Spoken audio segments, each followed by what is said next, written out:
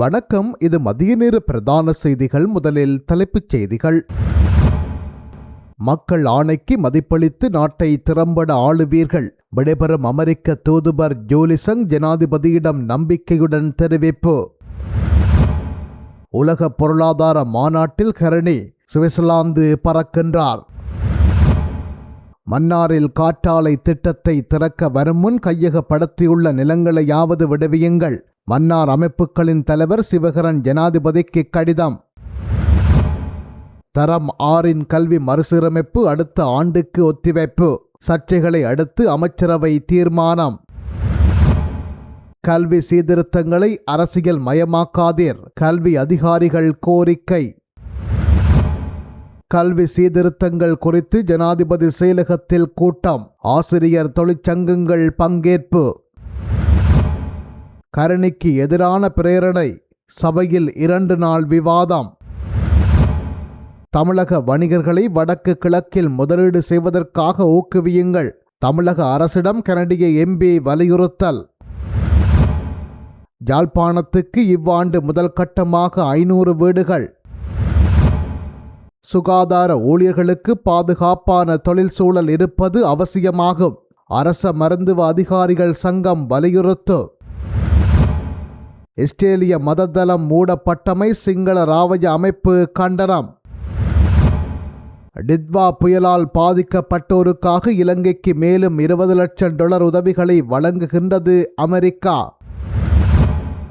தொடர்பான விரிவான செய்திகள். நாட்டு மக்கள் விரும்பிய தலைவராக நீங்கள் தெரிவு செய்யப்பட்டுள்ளீர்கள். எனவே மக்கள் ஆணைக்கு மதிப்பளித்து நாட்டை திறம்பட ஆட்சி செய்வீர்கள் என்ற நம்பிக்கை எமக்கு உள்ளது. இவ்வாறு இலங்கைக்கான அமெரிக்க தூதுவர் ஜோலிசங் ஜனாதிபதி அனுரகுமார திசாநாயக்கவிடம் நேரில் தெரிவித்துள்ளார்.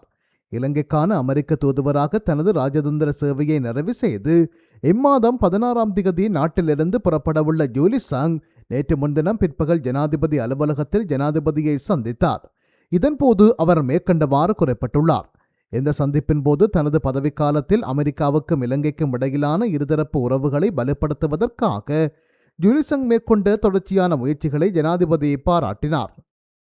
மேலும் டித்வா சூறாவளியினால் பாதிக்கப்பட்ட மக்களுக்கு துரித நிவாரணம் வழங்குவதற்காக அமெரிக்காவுடன் இணைந்து அவர் வழங்கிய பங்களிப்புக்கு ஜனாதிபதி தனது நன்றியை தெரிவித்தார். சர்வதேச நாணய நிதியத்துடன் இடம்பெற்ற பேச்சுவார்த்தைகளின் போது அவர் வழங்கிய விசேட ஆதரவுக்கும் ஜனாதிபதி பாராட்டு தெரிவித்தார். 2022ஆம் ஆண்டு பிப்ரவரி மாதம் இலங்கைக்கான அமெரிக்க தூதுவராக பதவியேற்ற ஜோலிசங் அமெரிக்கா இலங்கை ராஜதந்திர உறவுகளின் 75வது ஆண்டு நிறைவு உள்ளிட்ட பல முக்கிய மைல்கற்களில் தனது தலைமைத்துவத்தை வழங்கியிருந்தமை குறிப்பிடத்தக்கது. உலக பொருளாதார மன்றத்தின் மாநாடு எதிர்வரும் 19ஆம் தேதி சுவிட்சர்லாந்தின் டாவோஸ் நகரில் ஆரம்பமாகி 23ஆம் தேதி வரை நடைபெறவுள்ளது. இந்த உயர்மட்ட சர்வதேச மாநாட்டில் இலங்கை சார்பில் பிரதமர் கலாநிதி ஹரணி அமரசூரிய பங்கேற்கவுள்ளார். பிரதமருடன் இணைந்து பிரதி நிதியமைச்சர் அனில் ஜெயந்த பெர்னாண்டோவும் வெளிவிவகார அமைச்சின் மூத்த அதிகாரிகளும் அங்கு செல்ல உள்ளனர். இந்த விஜயத்தின் போது பிரதமர் ஹரணி அமரசூரிய உலகின் பல்வேறு நாடுகளைச் சேர்ந்த அரசு தலைவர்கள், கொள்கை நிர்ணயாளர்கள் மற்றும் முதலீட்டாளர்களுடன் இருதரப்பு சந்திப்புகளை நடத்த உள்ளார். இலங்கையில் முதலீட்டு வாய்ப்புகளை விரிவுபடுத்துவது, வெளிநாட்டு நேரடி முதலீடுகளை ஈர்ப்பது மற்றும் சுற்றுலா பயணிகளின் வருகையை அதிகரிப்பதற்கான நடைமுறை வழிகள் குறித்து அவர் விசேட கலந்துரையாடல்களை மேற்கொள்ள உள்ளார். உலகின் அரசியல் பொருளாதார திசைகளை தீர்மானிக்கும் முக்கிய மேடையாக கருதப்படும் டாவோஸ் மாநாட்டில் இலங்கை பிரதமரின் பங்கேற்பு நாட்டின் பொருளாதார மீட்சி முயற்சிகளுக்கு சர்வதேச கவனத்தை மேலும் ஈர்க்கும் என அரசியல் மற்றும் பொருளாதார வட்டாரங்கள் மதிப்பிடுகின்றன. மன்னாரில் காற்றாலை திட்டத்தை திறக்க வரும் முன் கையகப்படுத்தப்பட்டுள்ள நிலங்களையாவது ஜனாதிபதி அனுரகுமார திசாநாயக்க விடுவிக்க வேண்டும் என்பது மக்களின் எதிர்பார்ப்பு என மன்னார் மாவட்ட பொது அமைப்புகளின் ஒன்றிய தலைவர் VS சிவகரன் தெரிவித்துள்ளார். ஜனாதிபதி அனுரகுமார திசாநாயக்கவுக்கு நேற்று செவ்வாய்க்கிழமை தாம் அனுப்பி வைத்துள்ள கடிதத்திலேயே அவர் இவ்வாறு குறிப்பிட்டுள்ளார். அந்த கடிதத்தில் மேலும் குறிப்பிடப்பட்டுள்ளவை வருமாறு: மன்னார் தீவு பகுதிக்குள் காற்றாலை களிம மண் அகழ்வு திட்டங்கள் வேண்டாம் எனும் மன்னார் மக்களின் கூட்டு கோரிக்கையை அடியோடு நிராகரித்து ஆட்சியாளர்கள் தமது நிகழ்ச்சி நிரலை முன்னெடுப்பது கடும் விசனத்துடன் ஆழ்ந்த கவலை அடைகின்றோம். ஜனநாயகம் என்பது வலிமையற்றவர்களுடன் கடலுக்குள் உப்பை கரைப்பதற்கு ஒப்பானது. சமத்துவம் என்பது உதட்டளவில் அல்ல, அது சமூக சமநீதியாக செயல்வடிவம் பெற வேண்டும்.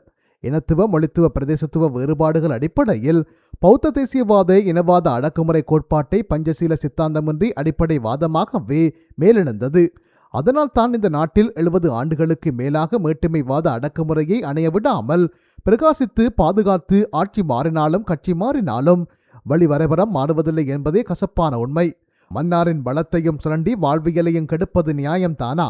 தற்போதைய இயற்கை அனர்த்தத்தால் பாதிக்கப்பட்டவர்களுக்கு கூட இதுவரை முறையாக நிவாரணம் கிடைக்கவில்லை. பாட்டாளி வர்க்கத்தின் கூட்டாளி என கூறும் தாங்கள் எமது மக்களின் உணர்வுகளை புரிந்து கொண்டு காற்றாலை திட்டத்தை திறக்க வரும் முன் இந்த நிலங்களையாவது விடுவியுங்கள். இது எமது மக்களின் எதிர்பார்ப்பு ஆகும் என குறித்த கடிதத்தில் மேலும் குறிப்பிடப்பட்டுள்ளது. யாழ்ப்பாணத்தில் இந்த ஆண்டு 500 வீடுகளை நிர்மாணிப்பதற்கு வீடமைப்பு நிர்மாணிப்பு மற்றும் நீர் வழங்கல் அமைச்சு நிதி ஒதுக்கீடு செய்துள்ளதாக யாழ் மாவட்ட செயலர் மானா பிரதீபன் தெரிவித்துள்ளார். இவ்வாண்டுக்கு நடைமுறைப்படுத்தப்படவுள்ள வீட்டுத் திட்டம் தொடர்பாக பிரதேச செயலாளர்களுடனான கலந்துரையாடல் யாழ்ப்பாண மாவட்ட செயலகத்தில் செயலர் மருதலிங்கம் பிரதீபன் தலைமையில் நேற்று முன்தினம் நடைபெற்றது. குறித்த கலந்துரையாடலின் போதே அவர் இவ்வாறு தெரிவித்துள்ளார். வீடமைப்பு நிர்மாணிப்பு மற்றும் நீர் வழங்கல் அமைச்சினால் முதற்கட்டமாக யாழ்ப்பாண மாவட்டத்தில் 500 வீடுகள் நிர்மாணிப்பதற்கான ஒதுக்கீடுகள் கிடைத்துள்ளது. வீட்டுத் திட்ட பயனாளிகள் பட்டியல்களை சுற்றறிக்கைக்கு அமைய தெரிவு செய்யுங்கள் எனவும் வெள்ள அனர்த்தத்தினால் பாதிக்கப்பட்டு கொடுப்பனவுகள் கிடைக்கப்பெறாத நபர்கள் மற்றும் கொடுப்பனவு தேவைப்படுபவர்கள் தொடர்பிலான விவரங்களை கையளியுங்கள் என பிரதேச செயலரிடம் அவர் கோரியுள்ளார். இக்கலந்துரையாடலில் மேலதிக செயலர், திட்டமிடல் பணிப்பாளர், உதவி மாவட்ட செயலாளர், பிரதேச செயலாளர்கள், பிரதி உதவி திட்டமிடல் பணிப்பாளர்கள் மற்றும் மாவட்ட செயலக உத்தியோகத்தர்கள், பிரதேச செயலக விடயதானத்துக்கு பொறுப்பான உத்தியோகத்தர்கள் உள்ளிட்டவர்கள் கலந்து கொண்டனர். வைத்தியர்கள் உள்ளிட்ட சுகாதார ஊழியர்களுக்கு பாதுகாப்பான மற்றும் நிம்மதியான தொழிற்சூழல் இருப்பது அவசியம் என அரச மருத்துவ அதிகாரிகள் சங்கத்தின் உப செயலாளரும் ஊடக பேச்சாளருமான சமில் விஜயசிங்க தெரிவித்துள்ளார். ஊடகங்களுக்கு கருத்து தெரிவிக்கும் போதே அவர் இதனை தெரிவித்துள்ளார். வைத்தியர்கள் ஏனைய சுகாதார ஊழியர்களுக்கு பாதுகாப்பான மற்றும் நிம்மதியான தொழிற்சூழல் இருப்பது அவசியமாகும். இதற்கான பாதுகாப்பு அடிப்படை வசதிகள் மற்றும் மருந்துகளை உறுதிப்படுத்துவது சுகாதார அமைச்சினதும் அதிகாரிகளதும் பொறுப்பாகும்.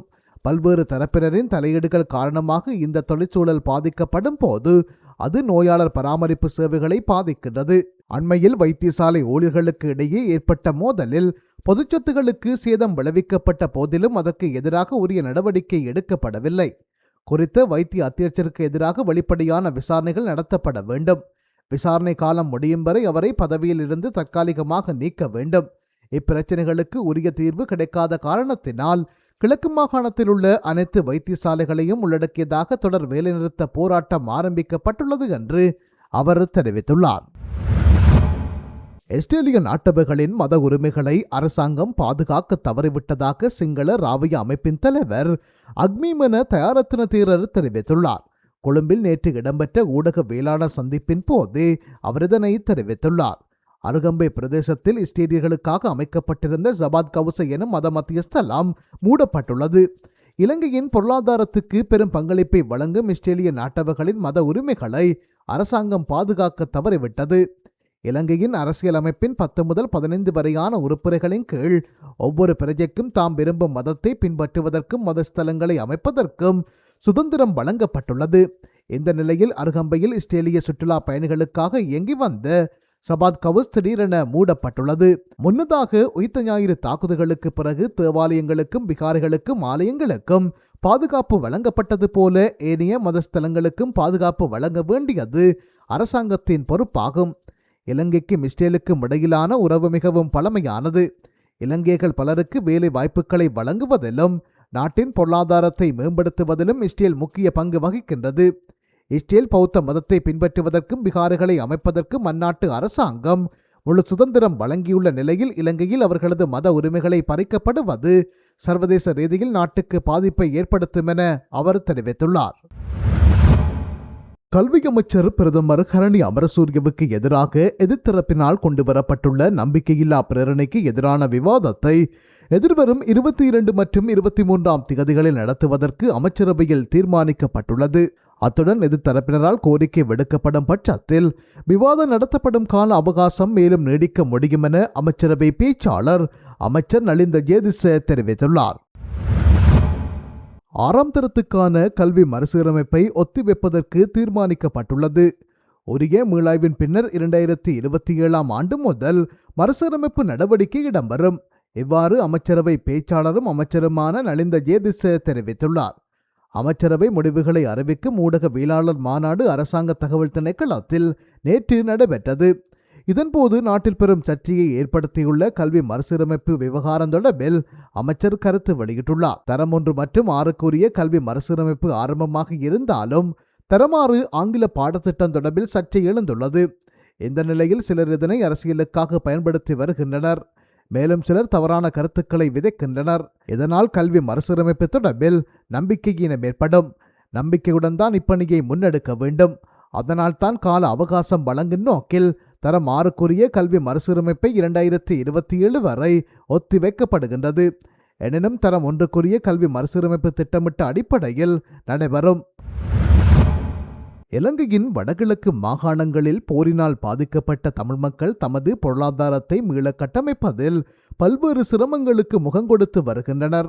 பொருளாதாரத்தில் சிறந்து விளங்கும் தமிழக அரசினால் ஈழத்தமிழருக்கு உதவ முடியும் என நம்புகின்றேன். அதற்கமைய தமிழக வணிகர்கள் இலங்கையில் தமிழ் பிரதேசங்களில் முதலிடுவதற்கு தமிழ்நாட்டு அரசு ஊக்கமளிக்க வேண்டும். இவ்வாறு கனடிய பாராளுமன்ற உறுப்பினர் ஜீவனிதா நாதன் வலியுறுத்தியுள்ளார்.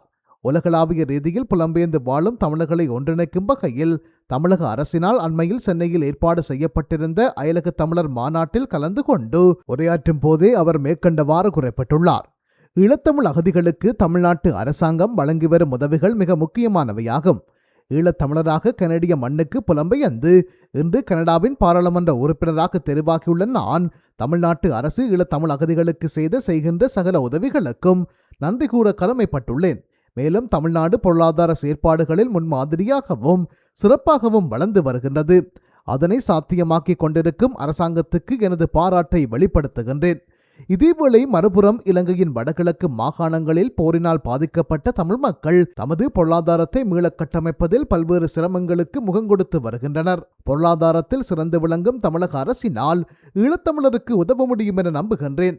அதற்கமைய தமிழக வணிகர்கள் இலங்கையின் தமிழ் பிரதேசங்களில் முதலிடுவதற்கு தமிழ்நாட்டு அரசு ஊக்கமளிக்க வேண்டுமென்று கேட்டுக்கொள்கின்றேன் என்று அவர் குறிப்பிட்டுள்ளார்.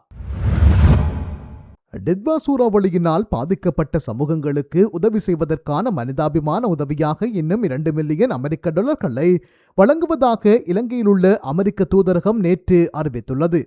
இதன் மூலம் டிட்வா சூறாவளி நிவாரணத்துக்காக அமெரிக்கா வழங்கிய மொத்த உதவிகளின் பெறுமதி 4 மில்லியன் அமெரிக்க டாலர்களாக அதிகரித்துள்ளது.